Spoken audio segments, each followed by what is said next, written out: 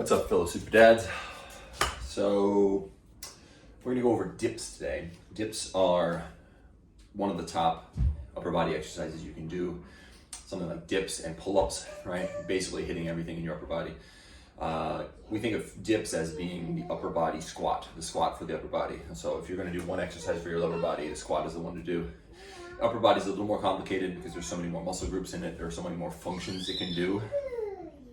We're gonna have a soundtrack today. The dip is certainly one of them, okay? So how can you do a dip if you don't have access to dip bars? Well, you may see on the internet or the interwebs, people do this thing where they sort of put their hands on a table and they do dips like this. And this is an okay kind of dip to do, but it's a really tricep focused dip, really tricep focused. Okay, it's not quite the compound upper body movement that a bar dip would be, where you have two bars on your sides. Okay, a better option is actually to do the straight bar dip. And if you don't have access to like a straight bar, it's like this, it's reliable, you can just use a dining table or any sort of sturdy table. I love this exercise. So you're just gonna put your hands on the table like this, palms down. Okay, you're gonna keep your feet on the ground because they're gonna give you the right amount of assistance. They're gonna modify the difficulty of the exercise for you. They're gonna be able to change the angle of the exercise for you. And all you're gonna do, keep your elbows nice and tight to your sides and dip down to right around just below your nipple or just below your nipple line. And then you're pushing back up.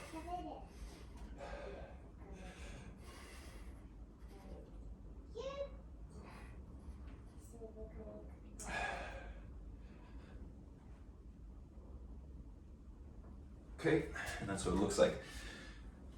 Now you can add a little bit more to this by squeezing together. So instead of just pushing down and up, you're sort of doing this motion where you're imagining that you're trying to slide your hands together to really get that squeeze in the chest.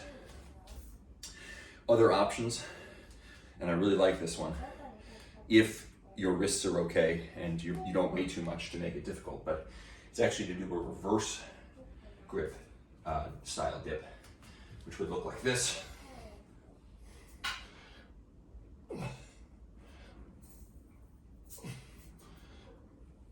Okay, now, what's different about that one? Well, it takes some of the stress off the shoulder. It's actually easier on the shoulder. It's harder on the wrists, but easier on the shoulder. It also incorporates more of your upper pec, this area up here that's very hard to target, very hard to develop significantly. But when you do, you really get that sort of superhero V-taper sort of look to your upper body. So I really like that one. And then of course, I'm sure many of you have already thought about this, but if you do have two chairs laying around, you can just use these as your dip bars. Sorry, move this out of the way. You can just use these as your dip bars. Now, this is really going to depend on the kind of chairs you have. But again, with this one, I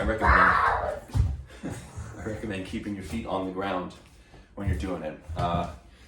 Because if you're doing them nice and slow, nice and controlled, without a whole lot of jerking and stuff like that, it's going to be challenging enough, even with your feet touching the ground. And you can, just barely tickle your feet on the ground, right? You don't need to give yourself much support. Just a little tiny bit like this. See, just my big toes are touching. That's not really much support, but what it is it's a safety mechanism. It's a balancing mechanism. It's ensuring that my muscles are what's being challenged as opposed to my ability to stabilize or something like my not trusting the chairs or being worried I'm gonna fall over, okay? So there are a bunch of dip options that you can do with just about anything that's around your house. And it's a really fantastic exercise. So I recommend incorporating it. Have a great one.